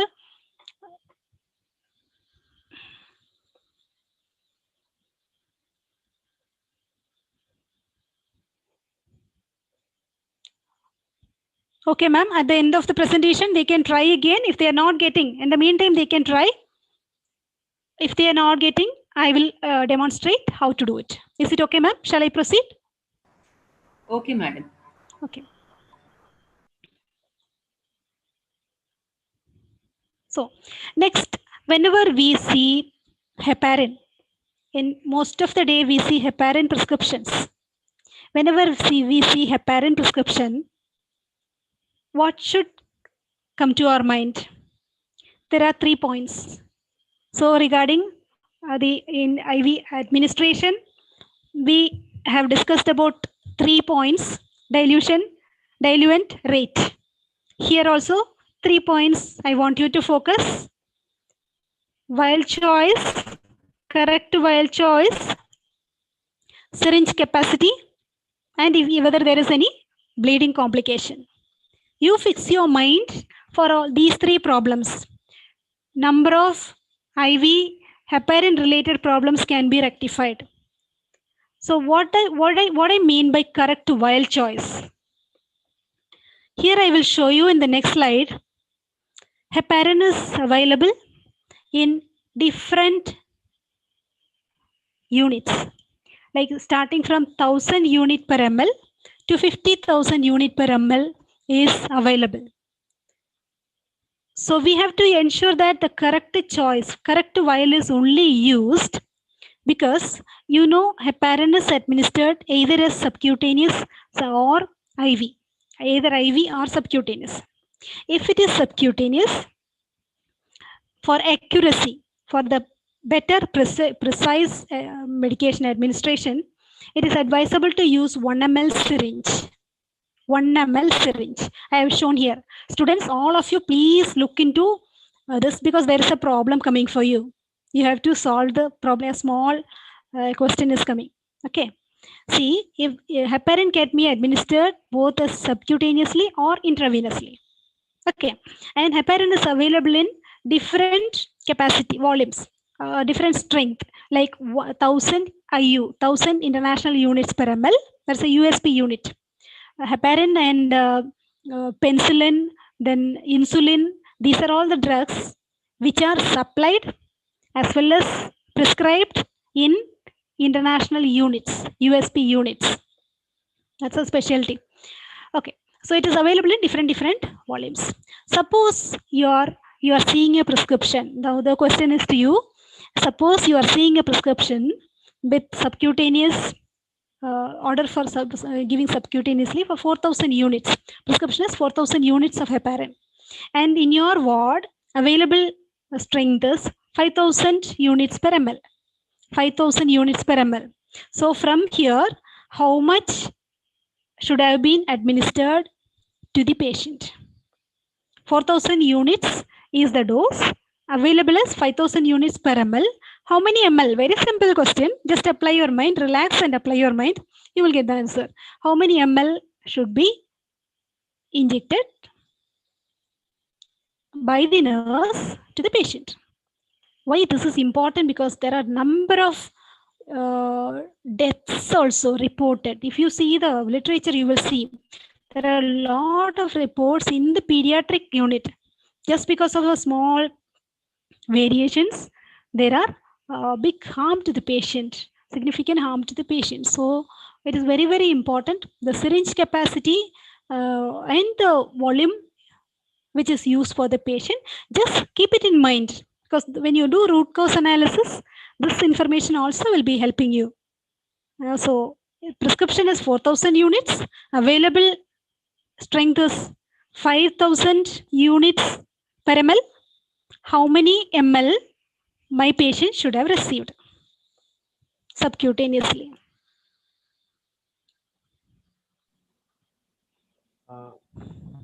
Ma'am, they come out with 0.8 ml answer. Okay, very good, very good.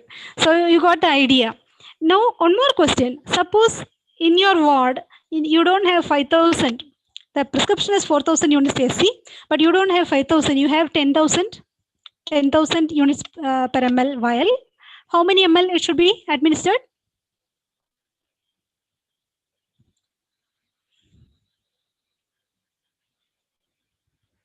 Instead of 5,000, what you have in your ward is 10,000. 10,000 USP units per ml. So instead of 0.8 ml, how many ml my patient should have received? All of them have come out with 0.4. Okay, sir. Okay, so they are into it. They are listening. Good. So that is about heparin. And 3 problems I said. No, you should keep in mind vial choice, syringe capacity, And bleeding complication, you should be monitoring through APTT values. Okay, these three if you keep in mind. And one more problem is there with confusion, cognitive error which can happen between heparin flush solution and normal heparin which is used for treatment purpose. Heplock or hep flush, have you seen? It is used for keeping the IV tube in a good condition, because in the injection site and all blood clot will be there. So to avoid forming that blood clot or being there to dissolve it and clear the root and to maintain the tube, heparin flush is used. Where the problem happens is these two are used interchangeably. Like instead of using this, the other is used, or instead of using heplock or when it is untrained, sometimes when the healthcare professional is new, this error can happen. That is why there are a number of reports on this, especially in the pediatric department. If heplock is used and heparin is also prescribed, keep an eye on it. Whether heplock is, because heplock strength is only 10 ml, 10 IU per ml, 10 IU international units per ml, or 100, 10 to 100 it is there, 10 or 100. It is 10 or 100 IU per ml. See, very low strength, very low strength. Whereas the actual heparin, which is used for treatment purpose, 1000 IU per ml to 50,000 is there. So instead of using heplock, the purpose is to dissolve those clots and all. Instead of using heplock solution, by mistake in the pediatric ward, imagine if heparin is administered, what will happen? You can imagine the consequences. So remember this also always. There should not be any confusion or interchanged use should not happen because of this. You should be aware of it so that you will be able to prevent. So that is about heparin. And when I say about heparin, I have to remind you about all narrow therapeutic index drugs. All narrow therapeutic index drugs. Because whenever I'm just given you few narrow therapeutic index drugs and their plasma level, because whenever the plasma level is increasing, going up, it can show toxicity. All of you know that. But in case of administration, when all these types of problems, deviations is occurring, if it doesn't occur, it never occur, it may be rare chances, but we are responsible for that. We have to prevent. If we are not preventing, it's not good. So we have to know which are all the various narrow therapeutic index drugs and what is the toxic symptom. What is the toxic symptom due to each and every drug, so that we can prevent problem. Another aspect of taking care of or monitoring IV drug. This is a rare chance. Few drugs are having displacement volume. Few drugs have a value of displacement volume. What is displacement volume? Volume of fluid displaced by the powder. Volume of fluid displaced by the powder. You know, many IV injectable drugs are available in powder form, because for stability purpose, manufacturer has prepared it in powder form, and they give along with that, what is this? Reconstituting agent, a solvent, which is a small volume. So here the topic is displacement volume. When we are dissolving it, when it is dissolved by the healthcare professionals, what happens? A small volume is getting displaced. In case of this example, cefotaxime, you have a problem here. Listen carefully. When it is added, see, the prescription is 180 mg. Cefotaxime prescription is 180 mg. One example. If the displacement volume of cefotaxime is not considered, if it is ignored during the dilution, if the displacement volume of 0.2 ml is ignored, what will happen? The patient is going to receive, instead of 180 mg, 164 mg only. So there is a difference. But for pediatrics, accurate dosing is very important. Well, see, the 500 mg is the dose available. It is available in this bottle, 500 mg. And you are supposed they are supposed to add 1.8 ml sterile water for injection. Okay, so that the total volume will become 2 ml. So that is the right procedure because the displacement volume is 0.2 ml here, 0.2 ml. So 1.8 ml only should see this is 2 ml. From the 2 ml only 1.8 ml is only to be added so that the total volume will be 2 ml. From the 2 ml, if 0.72 ml is withdrawn, my patient will receive 180 mg. Okay, this is right. But by mistake, what will happen? 500 mg is dissolved in entire 2 ml. The entire 2 ml is used. What is ignored here? Displacement volume is ignored. So, what is the total volume? That is a question. Simple question. Displacement volume is 0.2 ml. Displacement volume is 0.2 ml. By mistake, the entire 2 ml from here is added. So, the once if it is added, full 2 ml is added. What is the total volume? One student has written 2.2 ml. Who, sir? In fact, there are 3-4 of them who have come up. Oh, very good, very good, very good. Thank you for listening, active listening. Thank you. So it becomes 2.2 ml. Yes, sir? Yes, ma'am. Yes, ma'am. They are actively involved.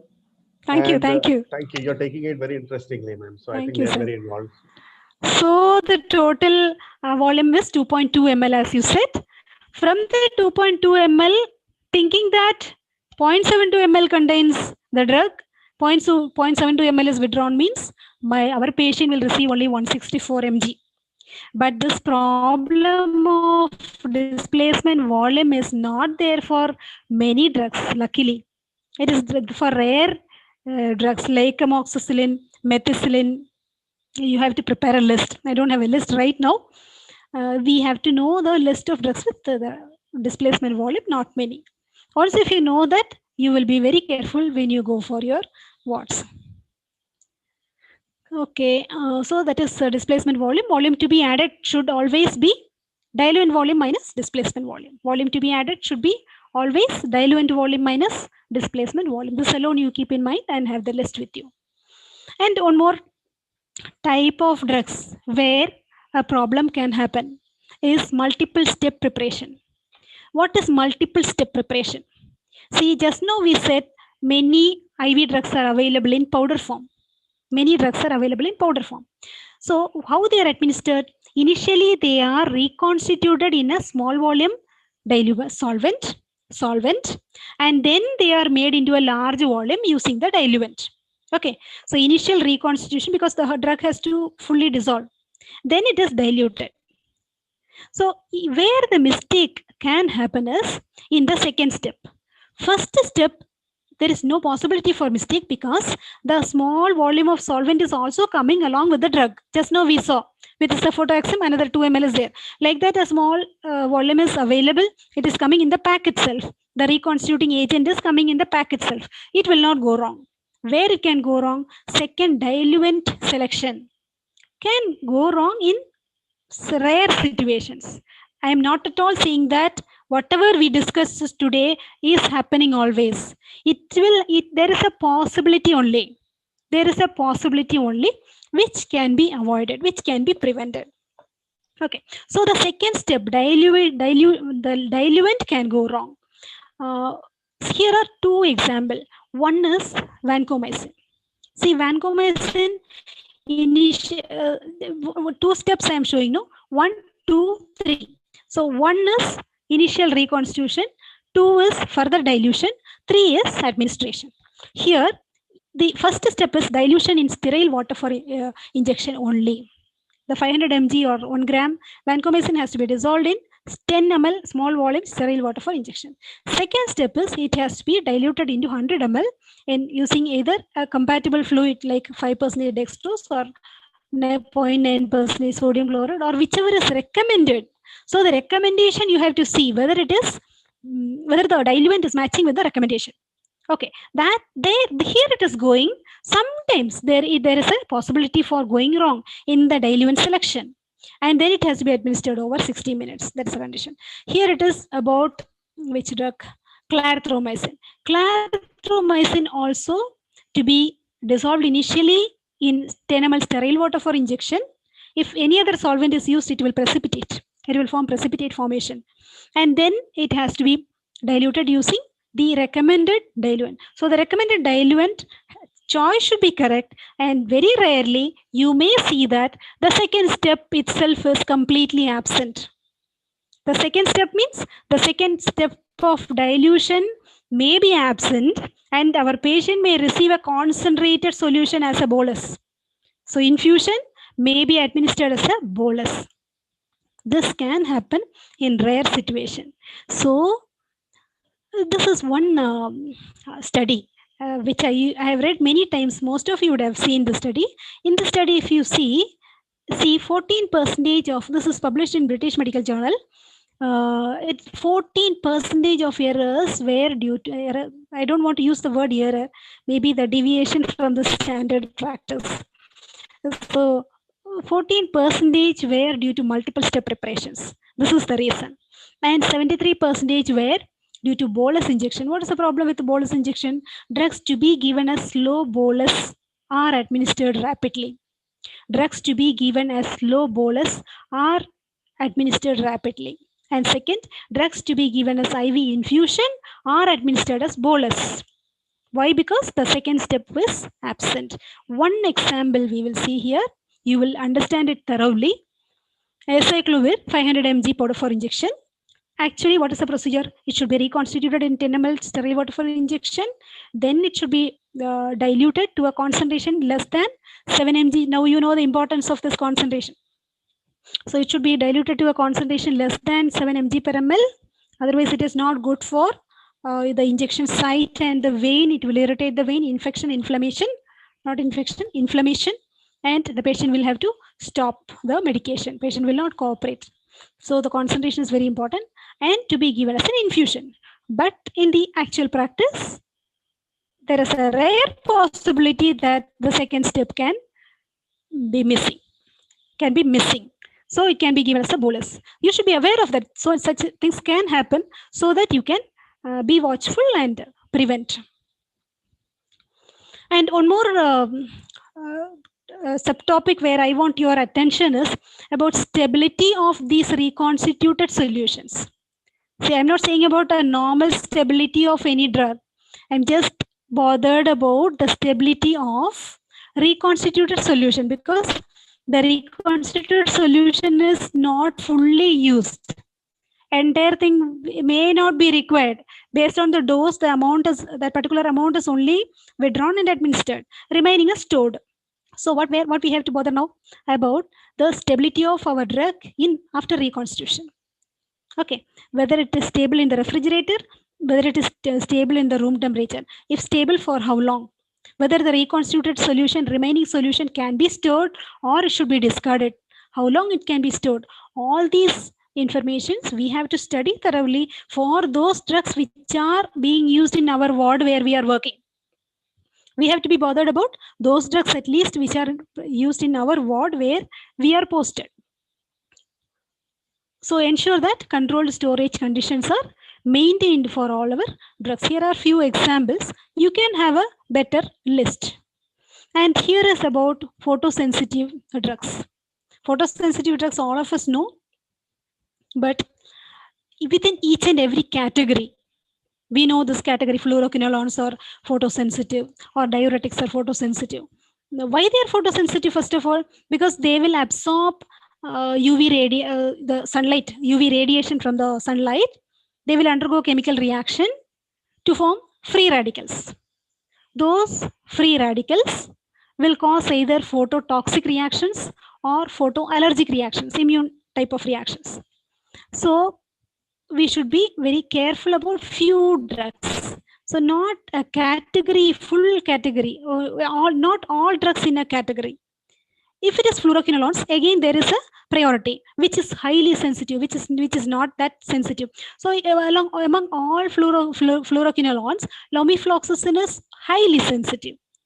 Furosemide is very sensitive among all diuretics. Like that, you should know which is more sensitive, so that if the patient is showing the problem, you can recommend a safer alternative because he needs a drug for his treating his disease. So we should know always safer therapy. So here, since our topic is IV, this is also, these drugs are also highly photosensitive, especially if they are during administration also. They are exposed. They are exposed to the daylight during administration. Until the pack is opened, they are safe. They are covered, they are safe. Once pack is opened, it is getting exposed to daylight, they will start degrading. Patient will not get the full amount of drug. So only there is, you can see in the net, there is aluminum foil covering of certain drugs with aluminum foil or the opaque material, the brown color thick or black color plastic like material, thin material, flexible material, the tube like covering is there, which these type of drugs. So we should know which are all the drugs should be protected from light even during administration. Amphotericin, linezolid, isoprenaline hydrochloride, diltiazem, and sodium nitroprusside are few examples. And have an eye on lipid emulsions, because we have studied already the theory behind it. Emulsions will break, coalesce, break. Is creaming. Creaming, it will form cream formation on the top, or coalescence or breaking. So imagine if a emulsion is breaking, what will happen? The fat is getting separated. The lipid base is getting separated. So this lipid or fat is entering into the blood. It is giving intravenously. So it is entering into the blood and it is causing fat embolism. Fat embolism. So we have to watch for this. Whenever our patient is receiving total parenteral nutrition or any other lipid-based emulsion, just have a check whether there is any sign of creaming, coalescence, or breaking in the emulsion. That will help a lot. Then this I don't have to discuss in detail. All of you know enough examples for look-alike, sound-alike drugs. If they look similar, and if a safer drug, if an unsafe drug or a high-risk medication is used instead of a safer drug, then it is risky. Patient is under harm. He will have life-threatening consequences. So these are all few examples I thought, but you all know number of examples. But what you have to do in case of look-alike, sound-alike drugs is, you in your ward where you are working, you should identify which are the drugs which are coming under this category of look-alike drugs, and see to that they are kept separately. If they are high-risk medications especially, see to that they are kept separately so that your patient is safe. No incidents will happen. So that is our duty. In our ward where we are working, we should have a separate, we should prepare a list of look-alike drugs. So these are all few pictures I thought I will show. But one thing always you bear in mind, I think the presentation will be ending in another 2, 3 or maybe 5 minutes. I have to I request you, all of you, to read this. Is it possible to read till the end in a fast manner? Students, I want you to read it completely and type yes or no, whether we can read this or not.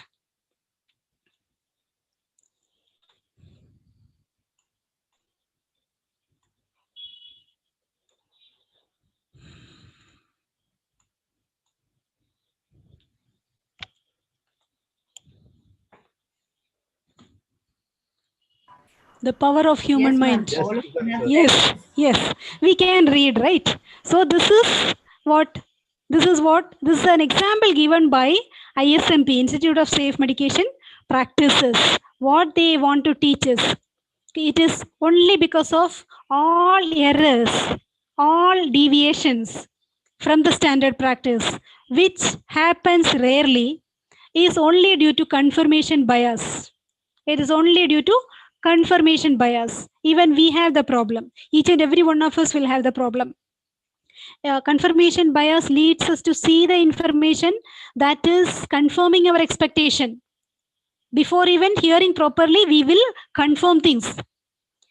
So it leads one to see the information that confirms our expectation rather than to see the information that contradict our expectation. That is the problem. Even sometimes medication use is happening with a little deviation from the requirement. Okay, so that we have to keep in mind. To err is human. To err is human. So today what you learned is very vital, very important. But see to that it never affects another person. That is very important for me. If I don't tell you this, I have not done my job. To err is human.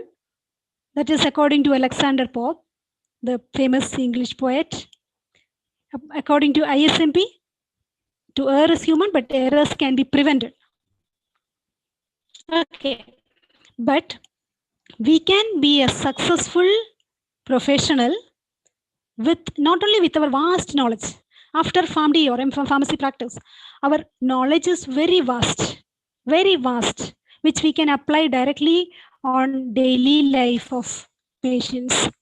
But it is very important that along with vast knowledge, we should also have good attitude, good soft skills, pleasing personality, and ethical behavior. This is what I want to highlight, because I have given you the most important top secret to become a successful healthcare member, not for an independent pharmacist. To be how to mingle into the group and how to educate, how to interview, everything is possible. But the way you deal with is very, very important. That is why if you look into this slide, you will see various ethical principles for a pharmacist. See, if you go to UNESCO website, UNESCO Principles of Bioethics for Healthcare Professionals, there are 28 principles which we should apply, at least Article 3 to 17. There are 28 articles. Article 3 to 17 is very, very, very important, which we have to apply in different situations, because once if you start practicing like this, pharmacist is the person who faces more number of ethical dilemma. You will be in many situations where you will be confused to decide which is the correct decision, what I should do. That confusion will come. So you have to apply the principles of ethics, ethical behavior, ethical thinking. So here in this case, with respect to what we learned today, the most important principle you should apply is Article 3, human dignity and human rights. Human dignity, treat always another person, because what you find is a big, it can affect the life of another person unnecessarily. That should never happen. Look at the process. Look at the process where it went wrong. Don't look at the person. If you look at the person, if you blame another person, then the potential learning moment is getting stopped. Potential teaching moment is getting stopped. So Article 3, we have to bear in mind. Always we have to consider the dignity of the other person. We have to treat the other person respectfully and talk politely and talk, so that the person to whom we talk will never feel that they are less than us. They should never feel that they are less than us, because errors human, errors can happen always. That is not a big issue. We have to correct, we have to keep on correcting it. We have to keep on discussing it politely. Then think about the benefit and harm. If there is a benefit for the patient, then yes, you have to do the intervention. You have to work on it. You have to study it thoroughly, and then you have to communicate it. There is no doubt in. So always weigh benefit and harm. And the hospital or the setup where you work will have a policy and procedure. So cooperation is very important. Wherever you are, full cooperation you have to show. That is Article 13, solidarity and cooperation. I don't have to go in detail about every article which is said in UNESCO Principles of Bioethics, then it will not work out. But bear in mind, because what you learned today is like that. It should not affect. See to that the information should not affect or you, because of your knowledge and skill, another person is not emotionally affected. That you have to, that is a challenge for you. So this is my final slide. This is just a repetition of the most important slide, what we learned today. We have learned how to calculate the rate of infusion from a gravity set, calculation of drip rate from a gravity set, calculation of dose rate from the observed drip rate, which is very important for a pharmacist, for a clinical pharmacist, calculation of the rate of infusion from the infusion pump, that is a pump rate, calculation of the dose rate from the pump rate. These 5 we have learned, important calculations we have learned.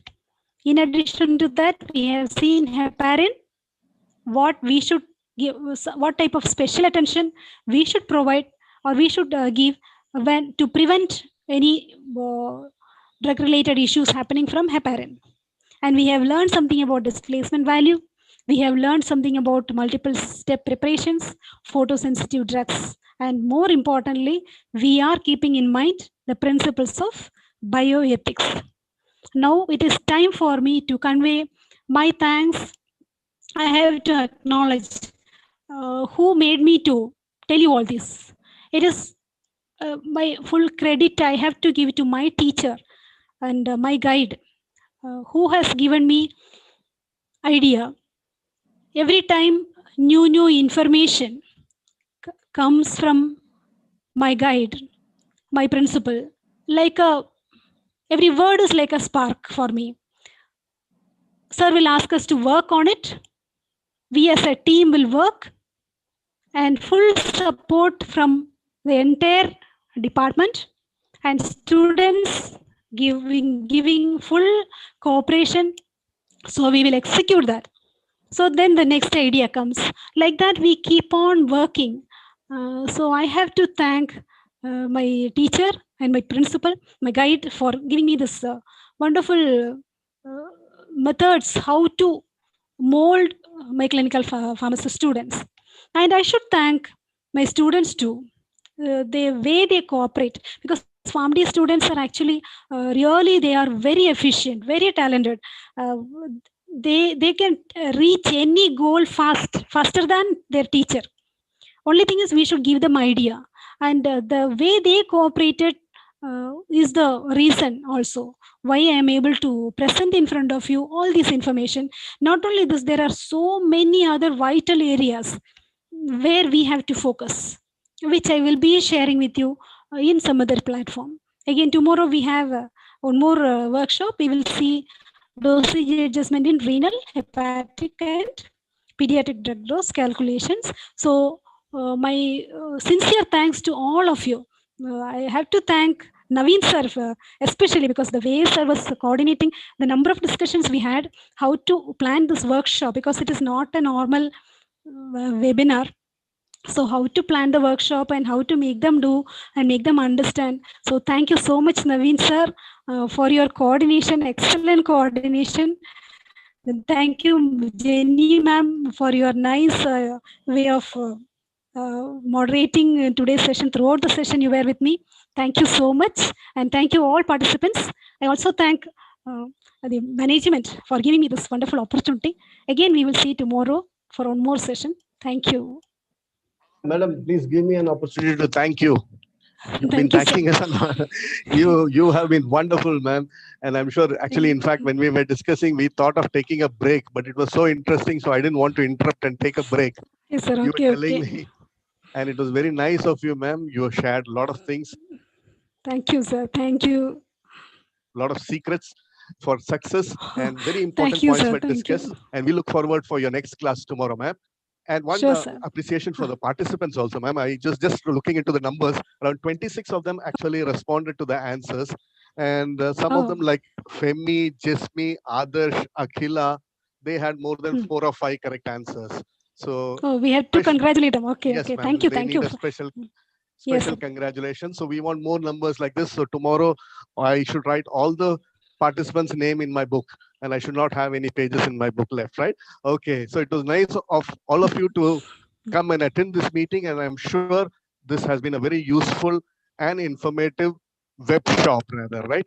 So tomorrow, same time, Yes, sir. we will all meet again, and we will look forward to hearing from you, Manjula ma'am. Thank you very much. Sure, Good sir. night. God bless all. Thank you, sir. Thank you very much. Thank you, ma'am. Good night. Thank you, ma'am. Good night. Thank you.